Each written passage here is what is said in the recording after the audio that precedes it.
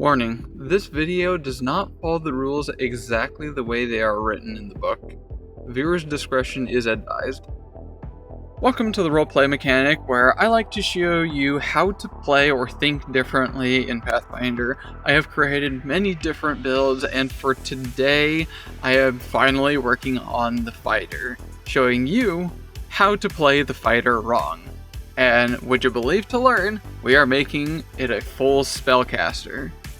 Now, there is some thoughts between what is a full caster and what is not. A full spellcaster would be something such as a wizard, a sorcerer, a druid, a cleric, etc. Technically, we're not playing that technical version of a full caster, but hear me out. All we are going to be doing is fighting with spells. Trust me on this. Trust. We are a fighter that fights with spells. Look at this. Now, for our ancestry and our background, there's no hard lock onto this one. You can choose whatever thematically feels for you, as well as what your free archetype for this build is. Can be just about anything, though I would certainly recommend full caster archetypes, such as being part wizard, who I think would be the best, going for intelligence as your primary casting, just because you can get that extra skill variety. But whatever kind of other archetype you think would also go for this, feel free to do that. How are we going to be playing a full caster, you ask? If we are just a fighter? Well, it's actually very easy to do in a way you would not think or otherwise expect. Insert the custom forge weapon. In Pathfinder, there are currently, officially, 323 results for base weapons. That's a lot of weapons. 323 results, specifically showing up on Archives and Nethys. Now, I'm pretty sure there's a fair number of these that are unique to, say, like campaign-specific things. Some of them might even be magical weapons. Nope, specific magic weapons is a different title. So these are all just base weapons in Pathfinder.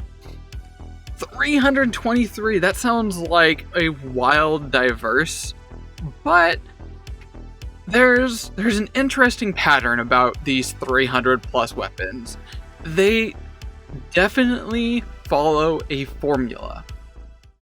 So, somebody found out this formula after comparing all 300 some bloody weapons and showed a step-by-step process on how this formula works for creating a weapon. We're going to follow this formula and create our own weapon. Now, this is where some people might go, oh, that's not core rules, that's not official and whatnot. You're technically correct. This is extremely close to core rules as you can get, while it still technically might be considered a homebrew, air quote unquote.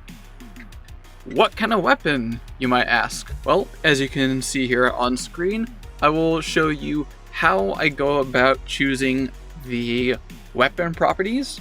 But it has a section for melee weapon, it has a section for ranged weapons, and even has a section for combination weapons.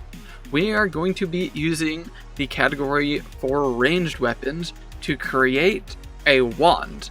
We will be fighting with our weapon, a wand, a ranged weapon. As you can currently see here, it is an advanced weapon that does elemental damage. This is a big kicker. So if we go back over to the fighter is the only class that is capable of starting off with using advanced weapons. Albeit at slightly less trained proficiency, that's perfectly fine. We don't need that extra +2 that a fighter gets. We can still use an advanced weapon, but the kicker here is we get non-physical damage. Every single weapon, most weapons, are going to be bludgeoning, piercing, or slashing. But instead, we are going to be using a wand that fires off projectiles of your choosing. No, you can't change it several times, albeit. You can still have some kind of weapon, quote unquote, that fires off a cold blast, fire blast, or necrotic blast. And we use that as like our weapon, effectively.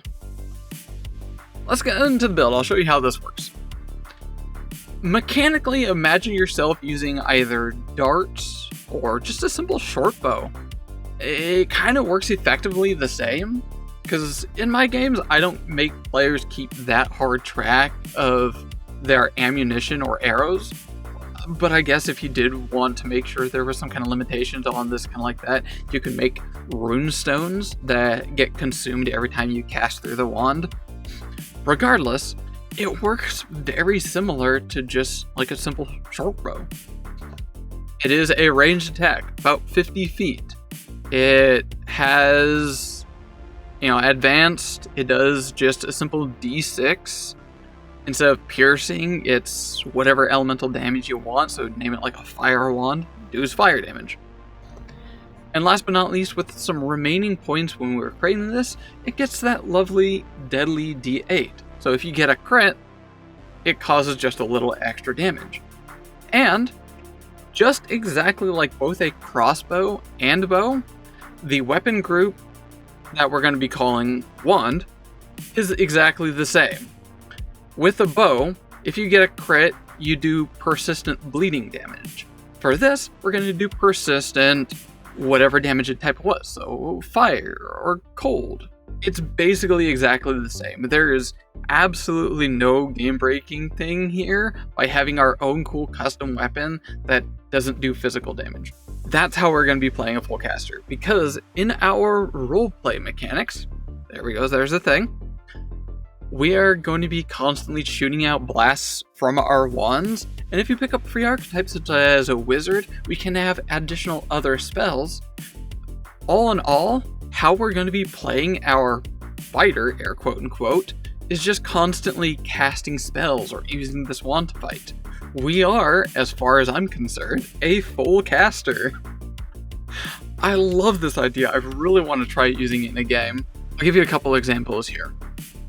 We're going to use Dex. It's a ranged weapon. We'll be using Dex to hit with. For our feats, we're just going to pick up the simple ranged fighter feats, such as point blank stance. This gives us +2 to ranged attacks, plain simple. At level 2, we'll be getting up assisting shot. So when we make a hit on someone, an ally can get an extra bonus to their attack. It's pretty much just like playing a ranged fighter, but it all kind of still just works as a fighter instead. Double shot, well, let's take that. For 2 actions, we fire twice. With our wands, we're still a full caster. Level 6. See, at this point, I realized when I went back to look at the weapon we've created, these wands, we are fighting with one hand. It is a one-hand ranged weapon. Kind of like darts, almost. That means we can wield a shield as this kind of caster, so we can get like a battle mage kind of thing going on. Wand in one hand, shield in the other, and we can pick up other cool feats like shield wall or reflexive shield. There's plenty of good options here where you can just play the fighter as a fighter, basically like a ranged character, or basically like just a ranged fighter. But we're reflavoring how we're doing it a little bit more, actually. Unlike the druid video where I reflavored all of our spells to be like we're a terminator, we're instead just using a different kind of weapon, and by making our own custom kind of weapon that still is very much core bound into the rules, it suddenly reflavors a character significantly, and it feels like we're a full caster because we're just swinging around wands, shooting all kinds of blasts. And the fun versatility, we get some versatility. This is what I love about it, is that we can also go into crafting and we can build different wands. We'll have a fire wand, and then we can go build like a cold wand and a necrotic wand. And we can have, like, assess the situation. What are we fighting? Oh, it's this kind of thing. Oh, it's an undead. It probably has weakness, or it's an undead. Most undead tend to have a resistance to lightning, cold, or fire and whatnot. So we switch off to a different kind of wand, say like force or holy. We can make a holy wand. God, the flavor is so juicy. I love it here. Yeah, that's pretty much plain and simple. We're going to be playing a fighter where our preferred weapon that we are using is mechanically exceptionally similar to that of like either a dart or a short bow, but instead it's a freaking wand. And then you can pick up your free archetype as like a wizard and then cast additional spells. And it's mechanically also really good. Like, picture this. Wielding a short bow, and you pick up wizard archetype. First action, take a shot with your short bow. Your next 2 actions, cast a first level spell, like Flame Gout or whatever. For this, it's exactly the same. First action, fire with your wand. Next 2 actions, cast a first level spell from your archetype. It's... Argue with me. Please argue with me in the comments that this is not a full caster, because I will give you almost definition why. 1, this follows the rules. I can show you where you are allowed to edit and change things within the core rulebook. 2, a certain degree. And the fact that we're just constantly casting spells. We are a full caster. Argue with me. Tell me that this is not a full caster. I love it. This is probably my second favorite. I think the Druid was my favorite, where we play as like a Terminator full on destruction. But this one, we are just turning the fighter into a full caster. Plain and simple. Yeah, if you like what you see here, certainly don't forget to like and subscribe, all that kind of stuff that makes YouTube happy. But let me know what other kind of weird ideas. I'm sure there's some of you that don't like the idea of me not following the rules exactly, explicitly to certain official kinds of things. But this is basically also within the core rules because it follows the exact same formula as everything that has been created in the game. One more extra little small tidbit at the end here. I will be coming out with a new series. If you have been watching this channel for a while, you might know what this series is. And it might be happening sometime next week.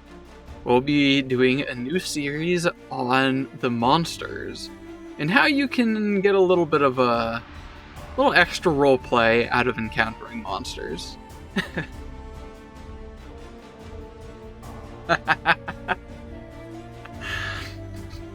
Good night, everyone. Can't wait to see you next week.